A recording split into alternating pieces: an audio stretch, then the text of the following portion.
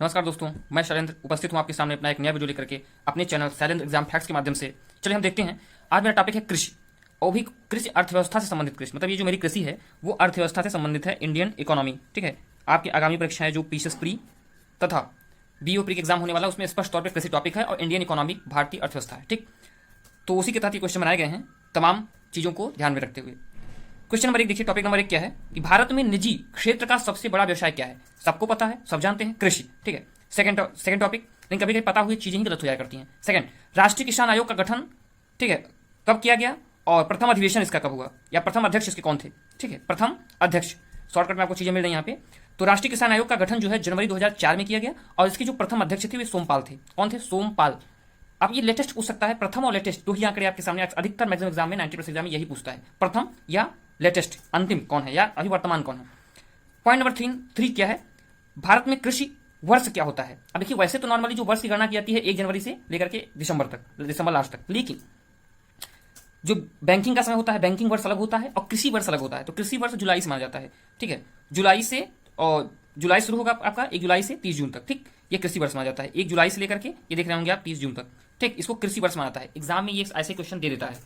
Next topic, Bharat तथा America में कृषि शोध में जीडीपी का, ग्रॉस डोमेस्टिक प्रोडक्ट, सकल घरेलू उत्पाद का योगदान कितना % है।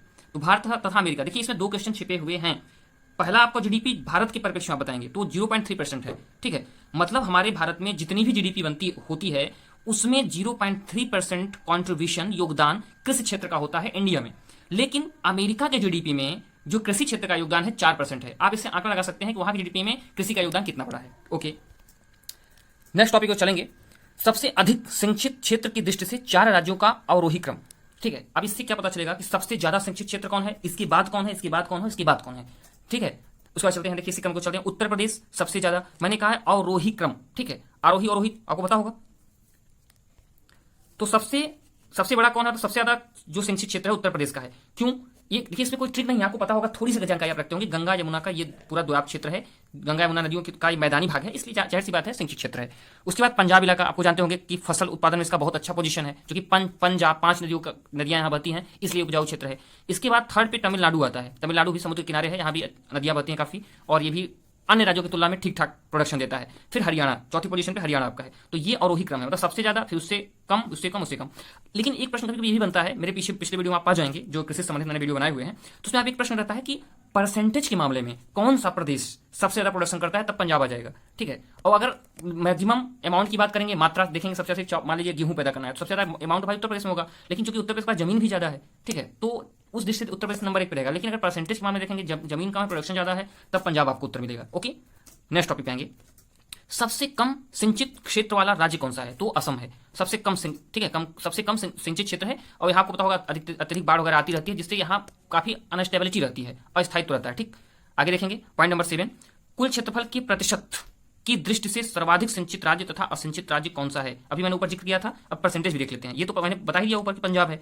परसेंटेज की दृष्टि से पंजाब की पूरी भूमि का 97.8% भाग सिंचित है।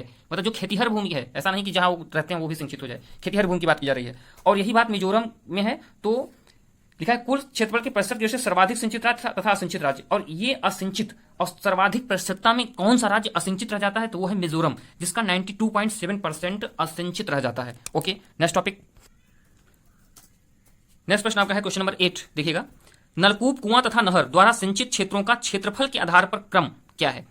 तो इसका मतलब ये हुआ, इस प्रश्न का मतलब पहले समझेंगे हम कि ये देखते हैं कि नलकूप सबसे ज्यादा पहले सिंचाई किससे होती है, फिर कौन सा माध्यम उससे ज्यादा सिंचाई में कंट्रीब्यूशन देता है, योगदान देता है, फिर उससे कम, सबसे कम किस माध्यम का योगदान सिंचाई पद्धति में रहता है।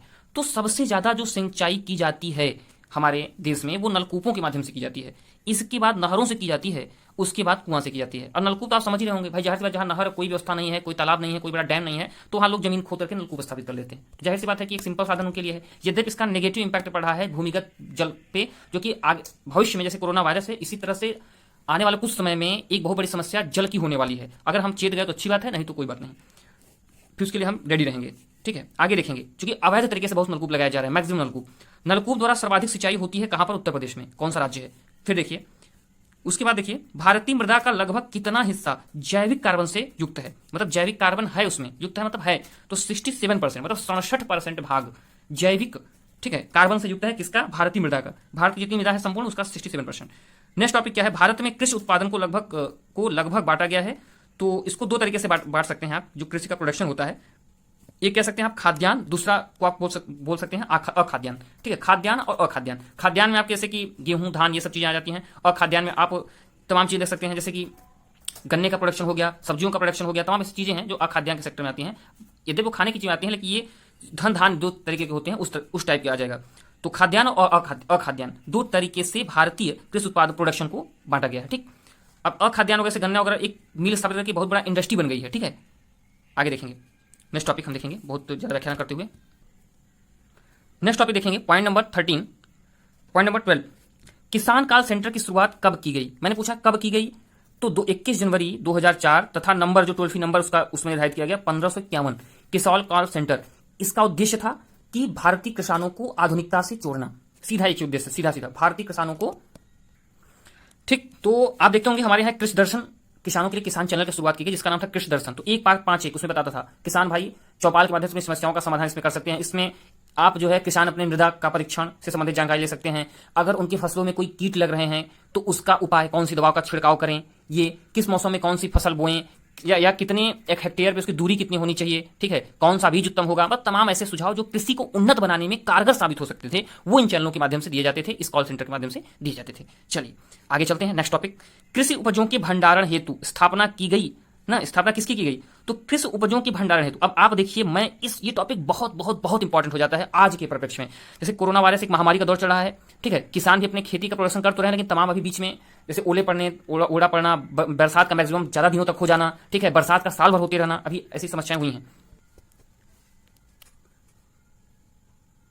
ठीक है। तो कृषि उपजों के भंडारण हेतु जो आधुनिक ये महामारी का दौर चल रहा है, इस दौर में हमें क्या है, मैक्सिमम सभी का काम बंद है, प्रोडक्शन लगभग आधे पे आ गया है। कृषि प्रोडक्शन की बात कर रहा हूं, जो होना चाहिए उसमें भी कमी आ गई है, और खाने वाले जो व्यक्ति काम कर रहे थे वो भी एकदम सब घर में कैद होकर रह गए हैं, ठीक है, क्वारंटाइन सबको कर दिया, मतलब अपने अपने घरों में रहिए। तो इसके तहत तमाम मजदूर जो है मैक्सिमम खाने की आवश्यकता पड़े, तो जो एफसीआई जैसे गोदाम है, ये बहुत जो इसमें संरक्षित अनाज है, कई सालों के लिए संरक्षित किया रख दिया जाता है, तो बहुत अपना, मतलब कि एफसीआई, ठीक है, ये अपना बहुत योगदान दे रहे हैं अनाजों को डिस्ट्रीब्यूशन करने में, यहीं से अनाज जा रहे हैं, लोगों को दिए जा रहे हैं, लोगों के खाने की आपूर्ति हो रही है। तो कृषि उपजों की भंडारण है तो स्थापना की गई किसकी, 1964 में एफसीआई की स्थापना की गई, ठीक है, फूड कॉर्पोरेशन ऑफ इंडिया, ठीक है, फूड कॉर्पोरेशन ऑफ इंडिया।